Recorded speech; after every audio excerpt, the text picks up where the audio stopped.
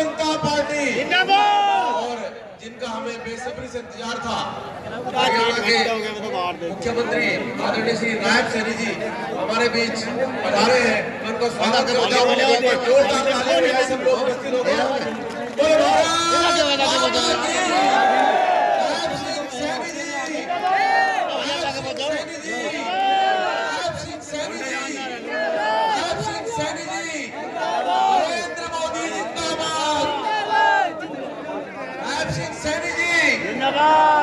नायब सिंह सैनी जी जो पड़ोसी राज्य हरियाणा के मुख्यमंत्री हैं, आज हम सबका सौभाग्य है कि डॉक्टर संजीव बालियान जी के समर्थन में और मोदी जी के विकास के रथ को आगे बढ़ाने में आज हमारे बीच उपस्थित हुए हैं।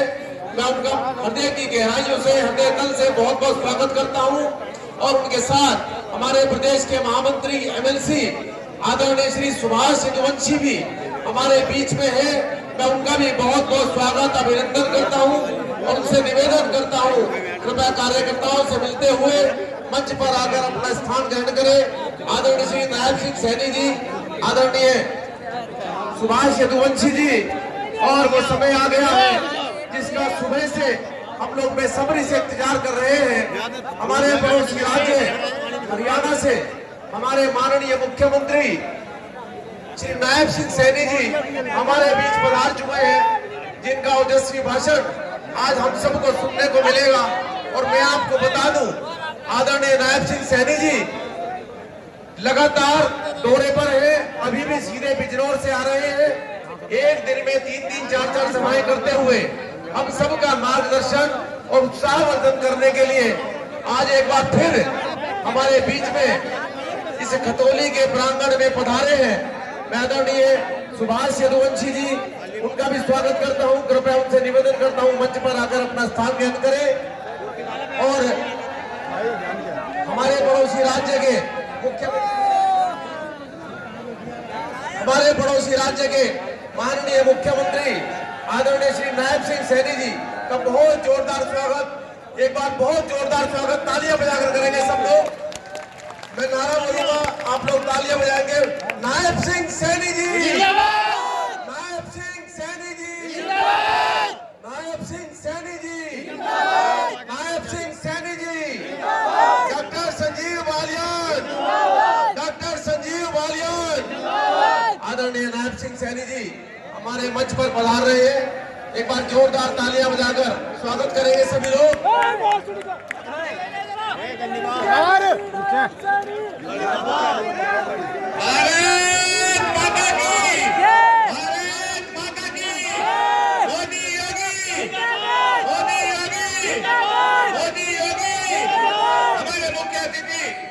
हरियाणा के मुख्यमंत्री आदरणीय नायब सैनी जी हमारे बीच में पधार चुके हैं।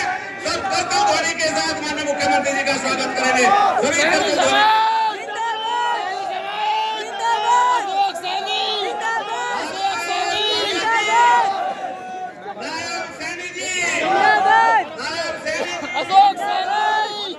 किसी भी कार्यक्रम को सुचारू करने के लिए एक अध्यक्ष की आवश्यकता होती है और आज के कार्यक्रम की अध्यक्षता के लिए मैं अपने समाज के वरिष्ठ समाज सेवी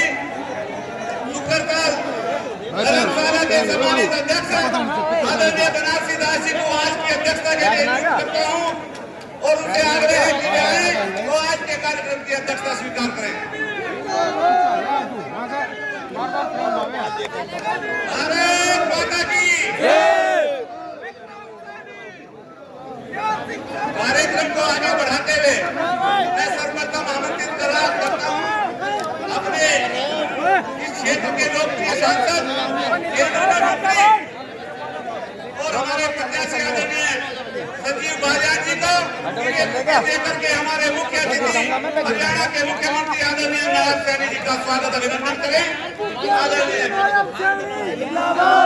और इसी के साथ मैं आमंत्रित करता हूँ इस विधानसभा के पूर्व विधायक ये भी बुके देकर के मुख्यमंत्री जी का स्वागत करें।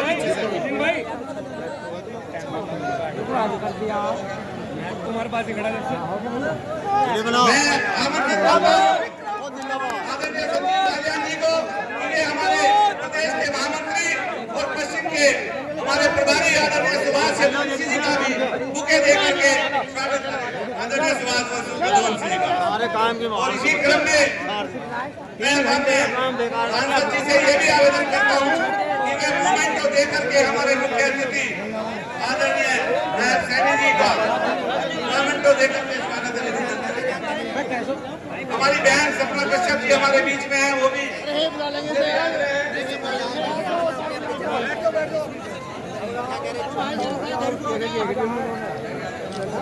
भैया बुको बड़े लग रहा। बहुत बढ़िया, अति सुंदर, बहुत बढ़िया, बहुत बढ़िया।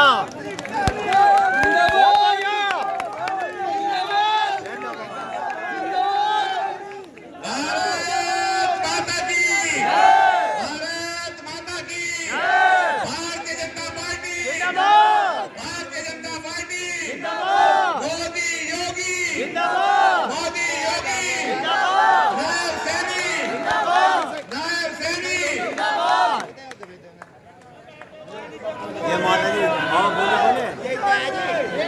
मैं हमारे बीच में हमारे क्षेत्र के प्रभारी और प्रदेश में महामंत्री आदरणीय सुभाष यदुवंशी जी हैं।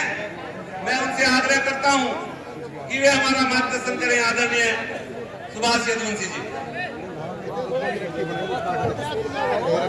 चेयरमैन साहब मुसाफा मिल गया। मंच को सुशोभित कर रहे हरियाणा सरकार के लोकप्रिय ऊर्जावान मुख्यमंत्री, हम सब लोगों के नेता माननीय नायब श्री सैनी जी, और जो लगातार इस क्षेत्र का प्रतिनिधित्व कर रहे हैं और जो यहाँ की जनता की आवाज को देश के सबसे बड़े सदन में उठाने का काम करते हैं, और जो यहाँ से तीसरी बार चुन करके जाने को रिकॉर्ड बना करके ऐसे संजीव बालियान जी, जिला अध्यक्ष सुदीप सैनी जी, नीरज शर्मा जी, राजपाल सैनी जी, विक्रम सैनी जी, उमेश मलिक जी सहित मंचासीन सभी अतिथियों का और सामने बैठे हुए आप सभी जनता जनार्दन और भारतीय जनता पार्टी के नेतृत्व कार्यकर्ताओं का मैं स्वागत करता हूँ, अभिनंदन करता हूँ।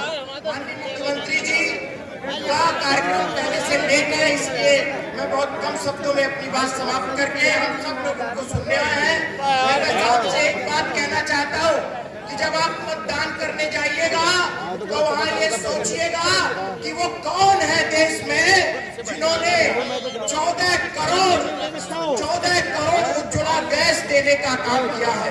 वो कौन है देश में जिन्होंने 12 करोड़ शौचालय बना करके देने का काम किया है। वो कौन है देश में, बोलिए एक बार कौन है, बोलिए जोर से। वो कौन है जिन्होंने 55 करोड़ लोगों को 5 लाख का आयुष्मान कार्ड दिया है। वो कौन है जिन्होंने 1 लाख बहनों को लखपति दीदी बनाया है, 1 करोड़ बहनों को लखपति दीदी बनाया है। वो कौन है जिन्होंने धारा 370 को समाप्त किया है। वो कौन है, अरे बोलिए बोलिए जोर से। और वो कौन है जिनके कार्यकाल में रामलला का भव्य मंदिर बना है। वो कौन है जिनके कार्यकाल में भगवान कृष्ण का मंदिर बनेगा, और कौन बनाएगा। और वो कौन है जिन्होंने हिंदुस्तान को विश्व के मानचित्र पर शिखर पर स्थापित किया है। वो कौन है जिनको दुनिया भर के राष्ट्राध्यक्ष अपना रोल मॉडल मानते हैं। वो कौन है जिनको 140 करोड़ जनता अपने दिलों में बसा करके रखती है। इसलिए जब वोट डालने जाइएगा तो आप ये ध्यान रखिएगा कि आपका एक एक वोट जो माननीय संजीव बालियान जी को पड़ेगा वो सीधे नरेंद्र मोदी जी को पड़ेगा। तब क्या होगा, अब की बार मोदी सरकार, फिर एक बार अर्जुन। और एक बात और आपको बता दें, मैं संजीव बालियान जी को पिछले 20 सालों से जानता हूं, और जितना मजबूत नेता, आपकी आवाज को संसद में बुलंद करने वाले और ऐसे तमाम गुणों के साथ है, ये समझ लीजिए कि फिर इस जगह पर आप उनको तीसरी बार भेज करके रिकॉर्ड बनाने जा रहे हैं और देश की सबसे बड़ी पंचायत में ये रिकॉर्ड आप लोगों के नाम जाएगा। और अभी जितना काम हमने गिनाया है ये तो ट्रेलर था, ट्रेलर। सिनेमा अभी बचा हुआ है और वो सिनेमा बस आप एक बार 400 पार कराइए, फिर देखिए, फिर एक बार बोलिए भारत माता की, भारत माता की। किशोर सैनी जी भी बुके दे के सम्मान करना चाहते हैं। मेरा मानना है कि वहीं से मुख्यमंत्री जी स्वीकार कर ले। आगे मैं आमंत्रित करता हूँ हमारे मुख्यमंत्री, हमारे ऐसा नहीं भाई, ऐसा नहीं ये केवल एक नंद किशोर भाई शांति रह लो यार। जब भैया मेरे भैया गए उधर वो नहीं आने जाने देगा। ओ भाई मैं बड़ा बदतमीजी तरह कर रहा है। तुम्हारी बात पहले पहुंचा था मैं पहले चला जाता हूँ और दोस्तों करेंगे उसको सारा का बैठ रहा आपको गए थे भाई इनके भी मुख्यमंत्री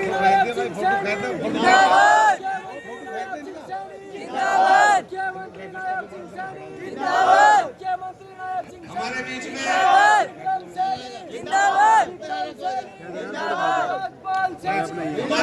हमारे लोकप्रिय प्रत्याशी आदरणीय संजीव बालियान जी हैं और हमारे बीच में हमारे मुख्यमंत्री और मुख्य अतिथि हमारे बीच में है। मैं उनको बुलाऊं उससे पहले मैं माननीय अपने प्रत्याशी आदरणीय संजीव बालियान जी से आग्रह करता हूं कि वे आए और माननीय मुख्य अतिथि का स्वागत करते हुए अपना संबोधन दे। माननीय संजीव बालियान जी।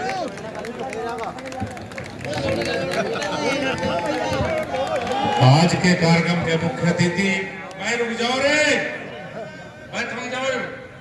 प्रेम बना के छोड़ दे। पहली बात तो ये सुभाष जी हमारे प्रभारी हैं और इतनी शुद्ध हिंदी में बोल के कि मैं डिस्टर्ब हो गया भाई, इसका पढ़ के कैसे पढ़ूं, क्योंकि हमारी भाषा दूसरी है। आपकी हिंदी छोड़ के मजा सा आ जा। हमारे तो भाई साहब से मिले नायब सिंह से, एक जैसी है दोनों की, बीच में यमुना ही तो है। आज के कार्यक्रम के मुख्य अतिथि और मेरे मित्र, इतने बढ़िया आदमी, इतने अच्छे आदमी, इतने सज्जन आदमी हमारी पार्लियामेंट में हमारे साथ 5 साल रहे, मैंने दूसरा देखा। आदरणीय नायब सिंह सैनी जी, आपका मुजफ्फरनगर की धरती पर स्वागत है, अभिनंदन है। और एक दोस्त दूसरे दोस्त की मदद के लिए, उसके चुनाव के लिए मुजफ्फरनगर है, आपका अभिनंदन। हमारे प्रभारी आदरणीय सुभाष जी, जिलाध्यक्ष सुधीर सैनी जी, यहाँ से विधायक रहे मेरे बड़े भाई विक्रम सैनी जी, पूर्व विधायक उमेश मलिक जी, हमारी पूर्व प्रत्याशी आदरणीय सबका कश्यप जी, बड़े भाई पूर्व सांसद राजपाल सैनी जी, पूर्व विधायक मिथिलेश पाल जी, आदरणीय अध्यक्ष जी, सम्मानित मंच उपस्थित वो सब लोग जिन्होंने मुझे 2 बार सांसद बनाया, वो सब लोग आज इस पंडाल में मौजूद है। मैं सबका स्वागत करता हूँ, अभिनंदन करता हूँ, आभार व्यक्त करता हूँ। ये जो 2 मौके आपने दिए 10 साल के, ये 2014 से पहले का मुजफ्फरनगर 2 मिनट में याद दिला दूं आपको। समाजवादी पार्टी की सरकार और 2014 से मुझे पहले का मुजफ्फरनगर सपने में भी कोई याद नहीं करना चाहता। टूटी हुई सड़कें, 4 घंटे बिजली, और भाई जब ट्रांसफार्मर फूक जाता तो चंदा इकट्ठा कर देने, रिश्वत देने के लिए बताओ, चंदा इकट्ठा होता नहीं होता गांव में। नायब सिंह जी, एक ऐसी सरकार थी हमारे यहाँ कि जब गांव में ट्रांसफार्मर फूकता था तो सारे गांव वाले चंदा इकट्ठा करके रिश्वत देते थे। ये दुनिया के इतिहास की पहली सरकार थी जो आम किसान और मजदूरों से चंदा इकट्ठा करके रिश्वत लेने का काम करती थी। वो थी समाजवादी पार्टी की सरकार। 10 साल में बहुत कुछ बदल गया भाई। 4 घंटे से 18 घंटे गांव में बिजली होगी, 12 घंटे से 24 घंटे शहर में बिजली होगी। खतौली से मेरठ को जोड़ने वाली चेयरमैन बैठा हमारा, दोनों सड़क चौड़ी होगी। खतौली से बुढ़ाना सब सड़कें चारों तरफ चकचका होगी। हाईवे पर पुल बन गए। ये सब बदलाव आपकी वोट की ताकत का बदलाव। जिस क्षेत्र को बदमाश और बनवासी के नाम से जाना जाता था, आज माननीय मुख्यमंत्री जी, बुरा मत मानना, हमारा पश्चिम उत्तर प्रदेश की कानून व्यवस्था हो सकता है आपसे बढ़िया ना, पर बराबर जरूर है, मुझे तो कहने का नहीं बढ़िया। क्योंकि मैं हरियाणा रहा, कुछ भी गड़बड़ होती कह रहे यूपी वाले आगे करके, तो भाई अब ऐसे नहीं करते, अब हम ऐसी कोई गड़बड़ करने के लिए हरियाणा नहीं जाते। अब हमारे यहाँ बिल्कुल पूरी तरह से शांति है। 10 साल में इतना कुछ बदला, अगले 5 साल में और बदलना। 10 साल लग गए गड्ढे भरने में, जो समाजवादी पार्टी ने गड्ढे करे थे हमारे यहाँ, उन गड्ढों को भरने में मोदी जी के नेतृत्व में, योगी जी के नेतृत्व में 10 साल लग गए। अगले 5 साल 3 मुद्दे हैं जिन पर काम करने की इच्छा, अगर आपका आशीर्वाद रहा तो। सबसे पहला शिक्षा। हमारे मुजफ्फरनगर जनपद में कोई विश्वविद्यालय नहीं है, प्राइवेट आए या सरकारी आए, एक विश्वविद्यालय की मुजफ्फरनगर के युवाओं को आवश्यकता है। एक विश्वविद्यालय खुलवाने का प्रयास किया जाए। बहुत बढ़िया। हमारे कोई बीमार हो जाए, बुखार हो जाए, हार्ट में दिक्कत हो जाए, या तो मेरठ जाएंगे या साधे भागेंगे दिल्ली। सरकारी मेडिकल कॉलेज नहीं बन पाया, चूंकि एक प्राइवेट मेडिकल कॉलेज है, सरकार की पॉलिसी है, प्राइवेट होगा तो सरकारी नहीं होगा। लेकिन एक बेहतरीन हॉस्पिटल मेडिकल खुल जाए और बढ़िया। सरकार में आप भेजोगे तो पॉलिसी में बदलाव करवाने का प्रयास करेंगे। मुजफ्फरनगर में अगर बीमार हो तो चिकित्सा की सुविधा मुजफ्फरनगर जनपद में मिले, ये दूसरा प्रयास है। तीसरा रहेगा मुजफ्फरनगर का युवा जो पढ़ा लिखा है, जो नौकरी की तलाश में हरियाणा जाता है, नोएडा जाता है, गुड़गांव जाता है, गुजरात जाता है, उसकी रोजगार की व्यवस्था मुजफ्फरनगर के युवा को मुजफ्फरनगर में रोजगार मिले, जो तीसरा काम अगले 5 साल में करना चाहता है। 91 नई इंडस्ट्री आ रही है। आपने देखा फ्रेट कॉरिडोर गुजर कर गया, आपने ध्यान नहीं दिया। एक फ्रेट कॉरिडोर बना, मालगाड़ी मोदी जी ने बनवाया, आपके जिले से गुजर रहा, वो लाइफ लाइन होगा हमारे जिले की लाइफ लाइन। ये बन तो गई, ट्रेन चल तो गई, आपकी भी समझ में नहीं आया। 91 नई इंडस्ट्री लग रही है आपके जिले में, 91 8,500 करोड़ की लागत से लगेगी। 10,000 युवाओं को रोजगार देगी। 1 साल के अंदर कहां के युवा होंगे? मुजफ्फरनगर के। तो रोजगार के क्षेत्र में काम करना है। मैं एक निवेदन करूं आपसे, बहुत से लोग आए, ये समाजवादी पार्टी वाले, ऊट पटांग, सोशल मीडिया, इन पर कहने के लिए कुछ नहीं भाई। हम तो साफ सुथरे तरीके से चुनाव लड़ने वाले हैं, भारतीय जनता पार्टी के कार्यकर्ता। हमारे पास बताने के लिए मोदी जी के काम है, हमारे पास बताने के लिए योगी जी के काम, और 24 घंटे आपके बीच में मेरी उपस्थिति, आपके बीच में 24 घंटे रहा। हर सुख में, हर दुख में अपने क्षेत्र की जनता में आपके बीच में बना रहा। कोई ये नहीं कह सकता कि सांसद गांव में नहीं आया, और कोई ये नहीं कह सकता कि सांसद पाया नहीं। भरी दोपहरी में 3 शेड में बैठा रहा आपके बीच में कि मेरे क्षेत्र का कोई गरीब व्यक्ति आवे तो अंदर सांसद एसी में बैठा होगा तो मैं सोचेगा अंदर कैसे जाऊं। बाहर 3 शेड में बैठता था, आपसे वहीं मिलने का काम किया। 12 महीने हर शनिवार द्वार आपके बीच में बैठा रहा। आपकी एक वोट फैसला करेगी कि भ्रष्टाचार और परिवारवाद वाली सरकार चाहिए या धारा 370 हटाने वाली सरकार चाहिए। आपकी एक वोट फैसला करेगी कि गुंडों की सरकार चाहिए या राम मंदिर बनाने वाली सरकार चाहिए। ये आपके हाथ में ताकत है, आपके बटन में ताकत है। और यहाँ जो सब लोग बैठे हैं ना, आपके दिल में मेरे से ज्यादा भारतीय जनता पार्टी का प्यार है। कोई नाराज भी होगा तो उंगली साइकिल की डबकुड़ी बढ़ सकती या कहीं और नहीं जा सकती। कुछ स्पॉन्सर्ड उम्मीदवार आपके बीच में आ रहे हैं, जैसे नहीं होता टीवी पर कार्यक्रम चले, दिस कार्यक्रम इज स्पॉन्सर्ड बाय कोलगेट। वो उम्मीदवार किसी और का है, पैसे किसी और के। सावधान रहिए भाई, नुकसान आपको पहुंचाना चाहते हैं, बहुत सावधान रहें सब। ये चुनाव देश के प्रधानमंत्री को चुनने का चुनाव है, ये कोई लोकल चुनाव नहीं है किसी भी स्तर का। और प्रधानमंत्री का एक ही चेहरा है और उसका नाम है नरेंद्र मोदी। 10 साल में बहुत कुछ बदल गया। कोई भाई गलती ना करियो किसी भी तरह की। मैं आदरणीय नायब सिंह जी से एक निवेदन पश्चिम उत्तर प्रदेश के किसान की तरफ से करना चाहता हूँ। शामली जनपद, बागपत जनपद, सहारनपुर और हमारा मुजफ्फरनगर, हमारे यहाँ मंडी नहीं है जी। मंडी के नाम पर हमारे यहाँ गुड़ मंडी है जी। हमारा गेहूं और हमारा टूडल बासमती आपके यहाँ जाता है, आपकी मंडी बढ़िया, हमारी मंडी इतनी बढ़िया नहीं। कई बार बॉर्डर पर आपकी पुलिस रोक दे। मेरा निवेदन है, किसान तो किसान है। और देखो लखनऊ तो दूर है, चंडीगढ़ नजदीक है, हमारा आप तो थारे पे जाते हैं, कहाँ लखनऊ जाने, हम तो चंडीगढ़ वाला मुख्यमंत्री जाते हैं, अपना सा घर का है। तो मेरा एक निवेदन है पश्चिम उत्तर प्रदेश के किसान की तरफ से कि किसान को यमुना की धारा ना बंटे। अगर हमारा किसान का कोई गेहूं बिकता है या धान बिकता है, और वो हरियाणा जाना चाहता है, रिश्तेदारी भी उठ बैठ भी है, तो कृपया करके ये आदेश कर दे अधिकारियों को कि पश्चिम उत्तर प्रदेश के किसानों को रखे। बहुत बहुत धन्यवाद, बहुत बहुत आभार, बहुत बहुत अभिनंदन। संजीव बालियान, संजीव बालियान, नायब सैनी। अब आपके बीच की दूरी को समाप्त करते हुए मैं अपने बहुत ही ओजस्वी वक्ता और हमारे बहुत ही वरिष्ठ नेता हरियाणा के मुख्यमंत्री आदरणीय नायब सैनी जी को बुलाता हूं। वे आए और धोनी के साथ खड़े होकर के सब स्वागत करें। मेरा सबसे आग्रह है कि सब खड़े होकर के पूरी ताकत के साथ भारत माता की जय बोल करके स्वागत करेंगे। तो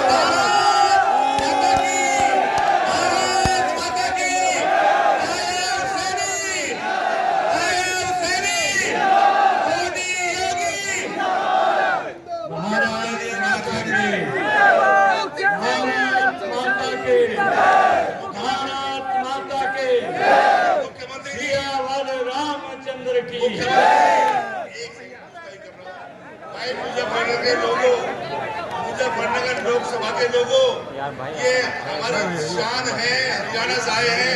आपने दिखाई नारे लगाने में कहाँ जान दिखाई? एक जोर कर नारे लगा दो, इतनी जान लगा दो कि यहाँ की आवाज हरियाणा को सुने कि हमारे बेटे का कितना सम्मान संजीव बालियान करा रहे हैं। नायब सैनी, नायब सैनी, नायब सैनी।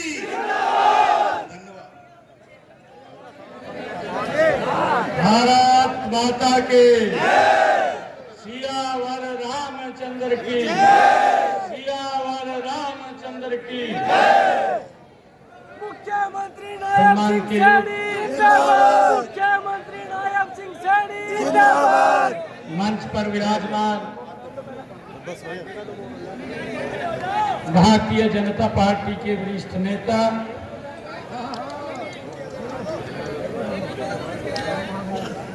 जिनको दुनिया के सबसे लोकप्रिय नेता भारत के यशस्वी प्रधानमंत्री जी ने तीसरी बार कमल का फूल देकर के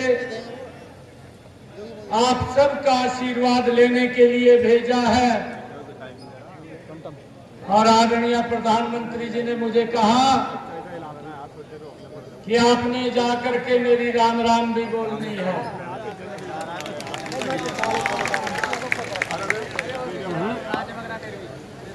ऐसे हमारे संजीव बालियान जी और ये हमारा भी सहयोग करते हैं। हमारी हरियाणा की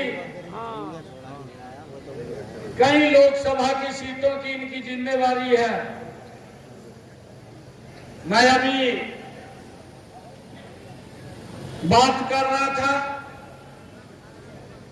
कि आज मैं आप सबके चरणों में आया हूं और एक बात कहने के लिए आया हूं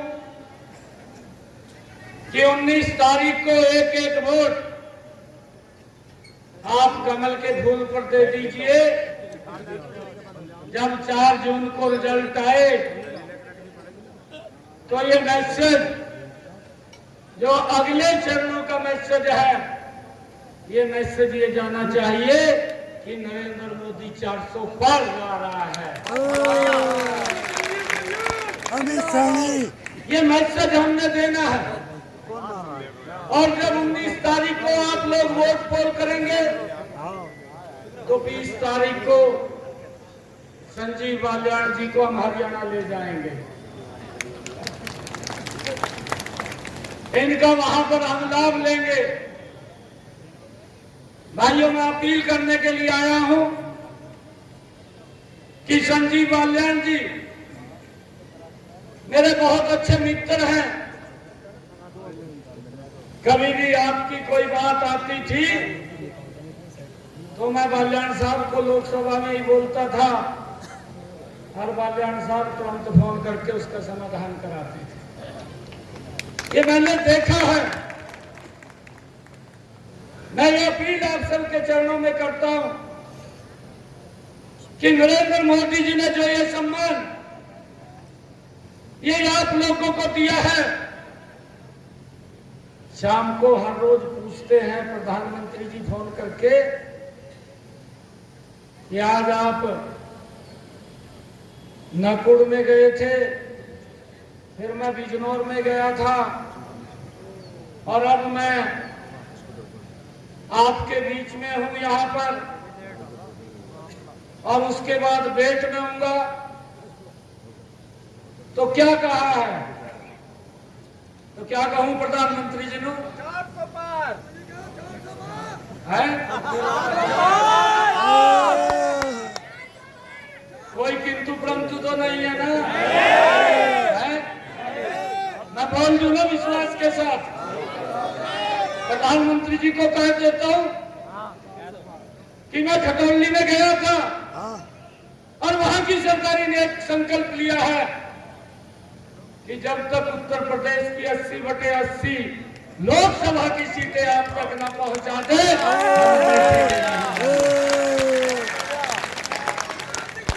जिंदाबाद। संजीव बालियान जी हरियाणा के अंदर हमारा सहयोग करते हैं।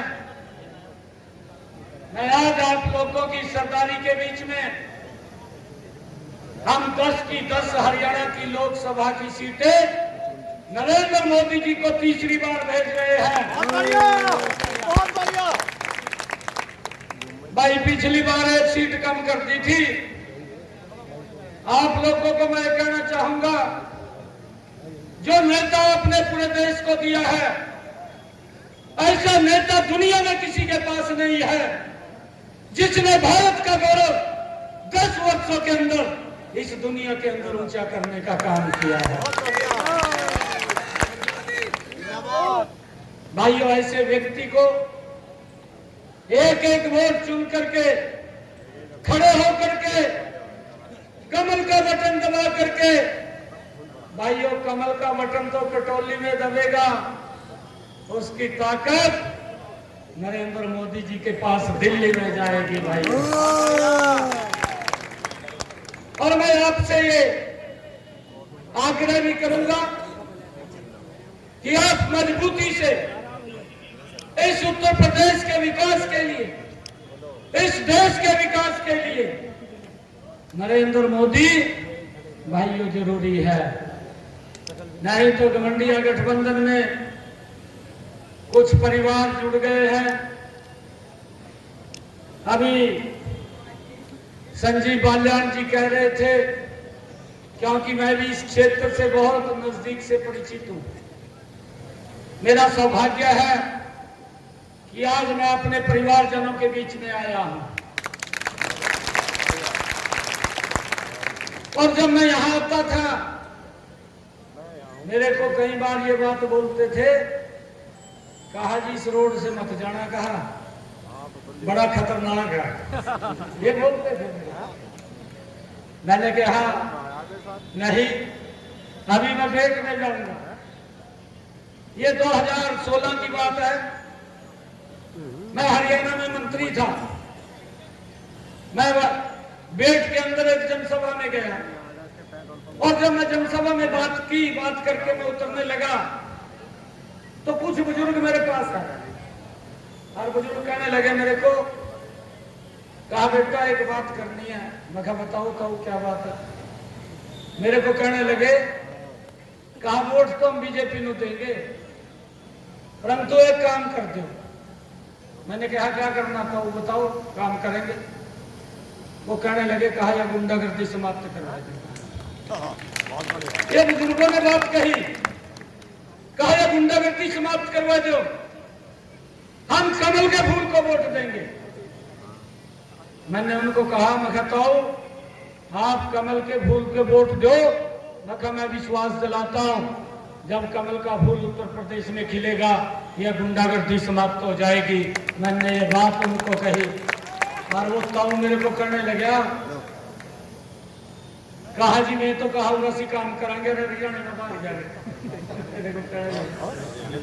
मैंने कहा ताऊ हरियाणा के अंदर हम बैठे हैं, एक भी गुंडे को मकान पर नहीं जाने देंगे और आप लोगों के सामने इन 10 वर्षों के अंदर ना तो गुंडाई दिखाई देती है और ना कोई गुंडा दिखाई देता है। ये कमाल आपकी सरकार ने इन 10 वर्षों के अंदर भाइयों इस देश और उत्तर प्रदेश के अंदर किया है।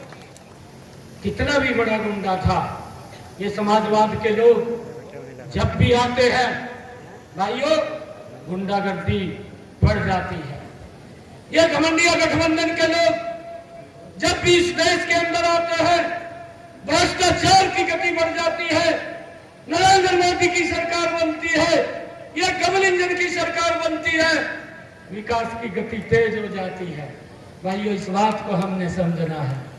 हमने वो समय भी देखा है भाइयों, हमारे तो ध्यान में है यही 2012-13 से पहले जब ये घमंडिया गठबंधन के लोग इस देश के ऊपर शासन करते थे भाइयों, हमने वो समय देखा है। हमारा जो भाई, हमारा बेटा जो बॉर्डर के ऊपर हमारी रक्षा सुरक्षा के लिए खड़ा रहता था भाइयों, उसको पाकिस्तान से आतंकवादियों ने आकर के उसको किडनैप कर लिया। वो हेमराज हमारा जवान, उसकी गर्दन धड़ से अलग कर दी। सरकार देखती रही, कुछ नहीं कर पाई। हमारे सौरभ कालिया को पकड़ लिया, उसके शरीर के 28 टुकड़े कर दिए, परंतु ये सरकार देखती रही, ये सरकार कुछ नहीं कर पाई। परंतु हमने वो समय देखा है। मैं आप सबको प्रणाम करता हूं, आपने कमल का बटन दबाया, हमारा अभिनंदन पाकिस्तान के अंदर गया था। 24 घंटे के अंदर सुरक्षित भारत लाने का काम ये नरेंद्र मोदी ने किया है। भाई ये ऐसी मजबूत सरकार है, ये ऐसी नेतृत्व देने वाली सरकार है भाइयों, जिसने दुनिया के अंदर भारत का डंका बजाने का काम किया। भाइयों हम देखते हैं आपका नेतृत्व सही है, आपकी नीति भी सही है, आपकी नीयत भी सही है, आपका नेतृत्व भी सही है। अगर दूसरी तरफ देखें घमंडिया गठबंधन की तरफ, ना उनकी नीयत सही है, ना उनकी नीति सही है। नेतृत्व का तो आज तक पता ही नहीं चला, नेतृत्व कौन करेगा कौन नहीं करेगा। भाइयों हमने मजबूत नेतृत्व आज मिला है, नरेंद्र मोदी जी के रूप में मिला है, और भाइयों हम मिलकर के उस व्यक्ति को मजबूत करने का काम करें। भाइयों आज गरीब की चिंता हुई है, यह कांग्रेस के राहुल गांधी साहब यात्रा लेकर के निकलते हैं, भारत जोड़ो यात्रा, और अभी एक मैनिफेस्टो जारी किया है। मैनिफेस्टो जारी करके बोलते हैं कि हम न्याय देंगे। अरे 55 साल तक 60 साल तक इस देश के ऊपर शासन किया है, इस देश के ऊपर सत्ता में रहे हैं, देश के लोगों के साथ अन्याय होता था, आपकी सरकार में होता था, आज भी देश के लोग भूले नहीं है। अरे अन्याय